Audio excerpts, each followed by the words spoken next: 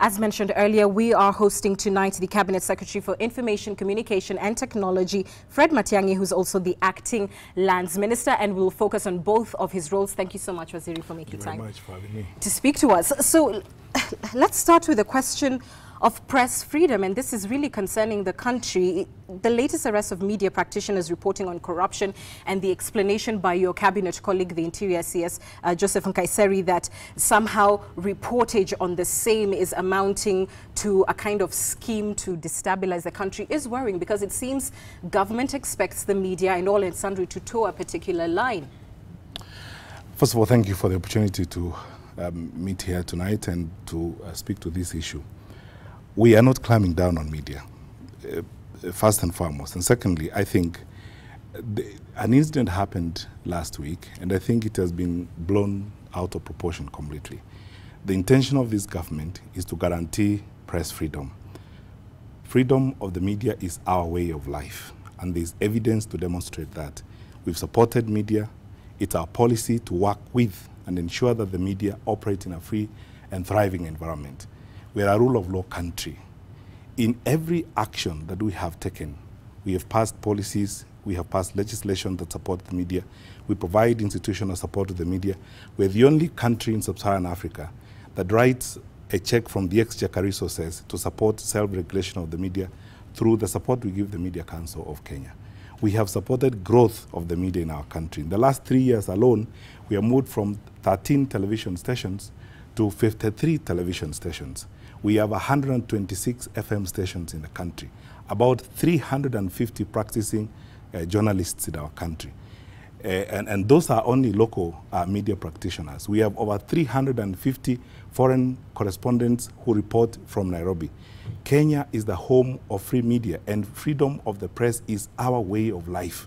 This government has no intention of clamping down on media.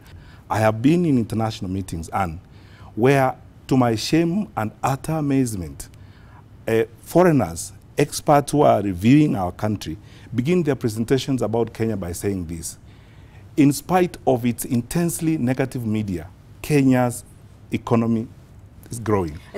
CS, you've mentioned various things, and I want to break them down one by one. One, you've cited this as an isolated incident, but the facts are different.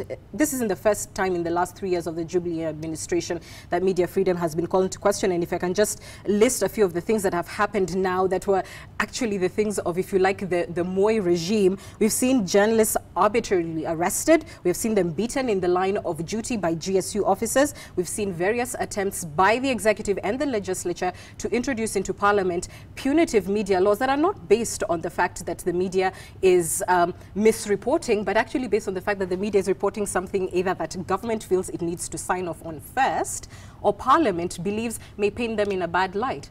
The road to greatness as a nation is paved with all manner of challenges. Some of them will be legislative, some of them will be institutional, some of them will be relational in the manner in which we relate and so on.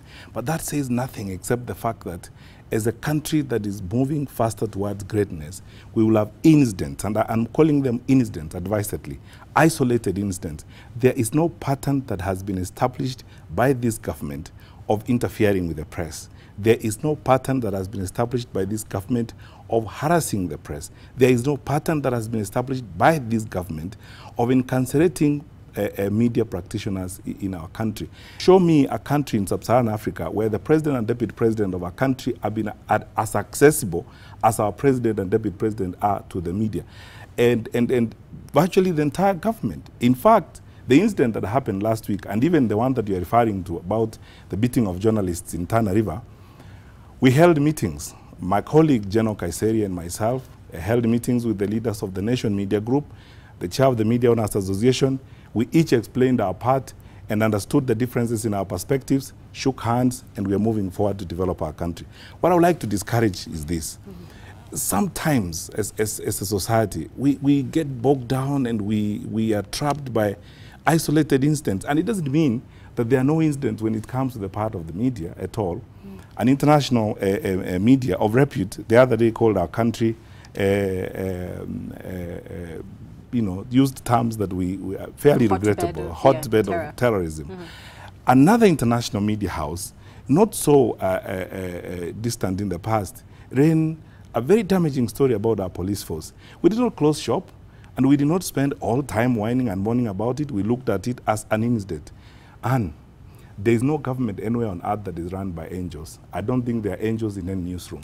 And none in the Jubilee administration. So the question is, when incidents happen, the most important thing is that they test the strength of our democracy. They provide us an opportunity to talk and have a conversation on how we are going to govern ourselves. And they become a basis on which we become better people. We relate better and we engage on our issues better. It's upon us, and us is used advisedly to mean the media and government, to continue this dialogue and this conversation on how we move forward to build a great country, especially on issues relating to the responsibility and the attitude of the local press. There's been a lot of concern, particularly by faith-based groups and families, that the increase in pornography and the access to it has gone on unabated despite it being illegal. And it seems that the ministry is sort of dragging its feet on the issue. We have not seen any decisive action by yourself since you came in as ICT minister to really get to the heart of what is promoting this illegal content and protect Kenyan families and Kenyan children. What are you doing about it? The law is very clear. The penal code is very, very clear. Airing pornography and availing pornography to Kenyan children or the Kenyan public is illegal, punishable in a court of law. And anyone who has information about this should be volunteering this information. We've held a lot of conversations with faith-based organizations, educational institutions, and colleagues across the board on this matter. In about a week or two's time, we are now going to announce our new internet exchange policy, which is going to clamp down on certain sites, as it were. And we are not clamping down on those sites because we are taking away freedoms. It's because we are renewing and having a new internet exchange management policy that protects the Kenyan people, because we are signatories to the UN's child online protection program, and we've been working with UNICEF and the Communications Authority to ensure that we educate and build the capacity of educators in this country to understand the child online protection policy. Lastly, Anne, social media is a big menace in our country. Honestly, I think we have sufficient laws in our country to deal with this matter. We have even institutions, the National Cohesion Integration Commission, and we have law enforcement agencies. I keep asking myself this question. It will come to a point where it's a moral question. How many more laws are we going to pass? How many more institutions are we going to create to engender a sense of responsibility on the part of Kenyan people? That at the end of the day, it's not the number of laws that we are going to have, it's not the number of institutions that we have. What is going to make a difference is each individual taking responsibility to know that we cannot misuse social media to spew hate, we cannot use social media to divide the country, and we cannot use social media to hurt our morals and social stability in the country. Yeah, thank you, CS. And we will be back with more on our discussion. We're going to be shifting gears and discussing the question of land, so keep your questions coming in. 22422 is our SMS line. We're back in a moment. I want us to switch gears now to your acting capacity in the Ministry of Lands, and I want to start with the sanctity of the title deed. We have heard very worrying statements come from governors going ahead to say do not sell parcels of land to people who are not from this home county, and that brings into question the sanctity of the title deed.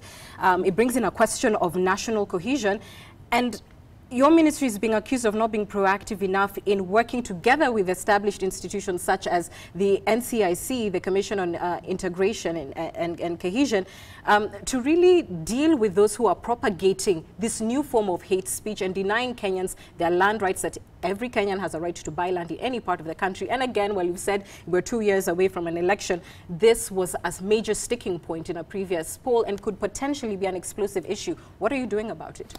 And there are two issues, but I think I'd like to address them very candidly.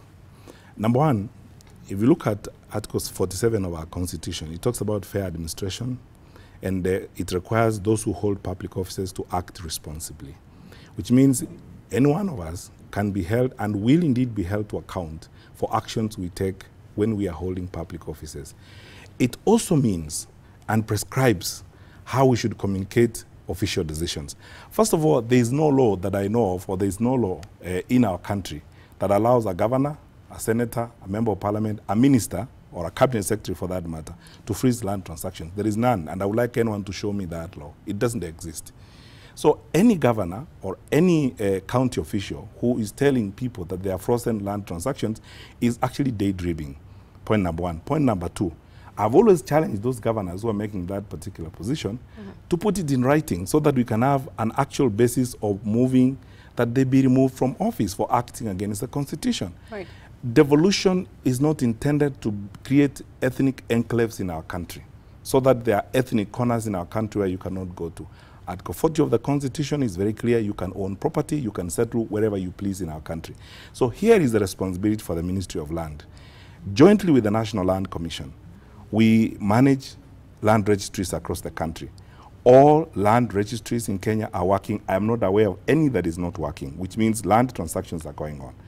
Two, others also have to do their work because we are a Ministry of Land. We cannot again be NCIC. We can also not be law enforcement and so on. People know the consequences of their actions, and indeed utterances have got consequences. And if people are going to engage in hate speech and try to drive people from their counties or various parts of the country on account of non-existent laws, they're going to face the full force of the law. Right. But I can tell you this for sure. I know that there's one county, particularly Kajiado, where this issue has risen recently. I've been to Kajiado. I held meetings with the county officials in Kajiado. I have been to the land registry in Kajiado. We are actually doing digitization. We will complete before Christmas. Land transactions are going on in Kajiado. And I want to repeat it here for everyone and all and sundry to understand. No one, no governor, no county official, not even the cabinet secretary in charge of land has got powers to freeze land transactions, period. Okay. I want to move to the question of land leases, and there's anxiety that is mounting over the expiry of some of the same. Some counties have been categorical that land that has been previously used largely for large agro-business type of things has now been earmarked for another purpose. And so this is bringing conflict between investors, or uncertainty, I should say, between investors and county officials. Does the Ministry of Land intend to wade into this issue of renewal of leases and the use of public land? First of all, there is no need for us to wade in. I think the issue has, there has been a misunderstanding created, partly again by poor reporting by the media on the issue. And let me explain this very slowly. The Constitution sees land only in three categories. Land is either public, private, or community. Right. Any leases held by people in large-scale agricultural areas, whether it's in the tea estates or in Del Monte, in Thika and all that is private land because those are private investments. But the Constitution also prescribes that all leases that were held, especially by foreigners, for 999 years will have to convert to 99 years. Right. So that happened by dint of the enactment of the new Constitution in 2010, which means even then we're very far away from the expiry of those leases, point number one. Point number two, when those leases ever expire, first of all, the law is very clear. The holders of those leases have got preemptive rights. It's only they who can say they're no longer interested in the leases, and then a discussion will ensue on that matter. Three, government supports property ownership. This is private land. I do not understand where county government come in. I have to be very careful as I comment on this matter because I know aspects of this involving some agribusiness land in Thika is in court. But the issue is, I don't understand where county government come in. Let me tell you where they come in. Let me tell you where they come in. Section 62(2) says public land shall vest in and be held in a county government in trust for the people resident in the county and shall be administered on their behalf by the National Land Commission. And what county governments are saying is that for those leases that have now expired, this land now is reverting back to the counties, and it is up to the county to decide how this land will now be used, whether we're going to renew your lease, whether we're going to use it as public land earmarked for other public services. Well, frankly, I very sincerely and humbly beg to differ. Even if you read the Constitution upside down, it will not actually provide that particular interpretation that the governors are conferring to it. Those lands remain private land. Look, let me give you an example. If you owned a property on Riverside Drive, and it's private property, your lease comes to an end. How does it become public land? It's still private property. And until you exercise your preemptive right, it's private property. It is not public land. So you see, what has happened recently, and with tremendous respect to our leaders in the counties, and I keep pleading about this every day, if we can try as much as possible to exercise the responsibilities that have been given to us with a measure of humility. We are scaring away investors by these wild statements that we are making and making it difficult for people to think positively about the investment opportunities in our country. They are exercising powers that they don't have. The issue is these leases remain in the hands of those who hold them. And this is private land. Now, as a national government, agriculture policy and all that is a responsibility of national government. And national government still supports large-scale farming. In fact, in certain cases, my colleagues at the Ministry of Agriculture are working on consolidation of small-scale holdings and so on, so that we can enhance productivity, we can commercialize farming, provide employment, and ensure that we support agro-processing, which is where we want to go as a country. Now, all those actions and the statements that are being made by county governments are totally inimical to the greater and national interest of the country, as it were. Right. Of course, we are open for business 24/7 as national government. We engage with national county governments across the board because the Constitution says we're interdependent. On public land, they have a right. Okay. But on private land, including leases, I'm sorry, they don't. Okay, sorry.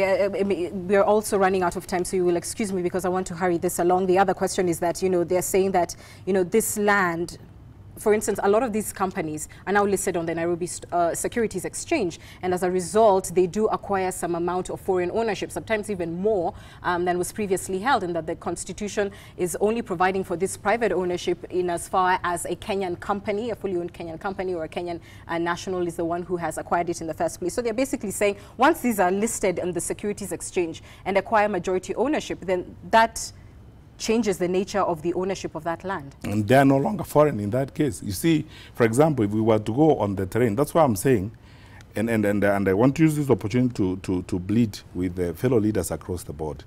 Land matters are very sensitive. We've got to be very careful, and we've got to be very consultative in the things we do, because we could very easily hurt our country, hurt investment in our country, hurt our national and economic stability as we move forward. Because precisely of what you have said, some of these companies are listed in the Nairobi Stock Exchange. Over a period of time, locals or Kenyans have acquired substantial stake in some of these companies. So you cannot stand up one day and tell them, you are foreigners and I have to treat you as a foreigner and handle you that way. By the way, did you know that there's even a ridiculous extent? When I was in Laikipia the other day, I was telling the political leadership in Laikipia, you cannot call fellow Kenyans foreigners because they are describing those who do not reside there as foreigners merely because they've come to acquire property. All this tells us one thing. We need to be very careful in the manner in which we deal with land-related matters. Finally, you are in this position in an acting capacity. We have not yet seen a cabinet reshuffle or even signs of it. Are you willing to hold this position should the president decide to, make it official? And I serve at the pleasure of the President of the Republic of Kenya. That is who was given mandate by the people of Kenya to run government. I do what my president tells me to do. I am happy to carry on with my work, however the president wants me to do it. What you need to realize is that cabinet ministers in a presidential system of government are essentially program officers for the president. The president implements a mandate, implements a manifesto, and based on a set of plans that he has sold to the people upon which they have elected him. If need be, you're willing to be the substantive lands minister? I cannot make choices. I will do what my president tells me to do. All right, yes. Thank you so much. Thank you very much for your time. We've been speaking to the Information Communications and Technology Cabinet Secretary, Fred Matiang'i, who's also the acting lands minister. We're taking a short break. We're back with more news after this.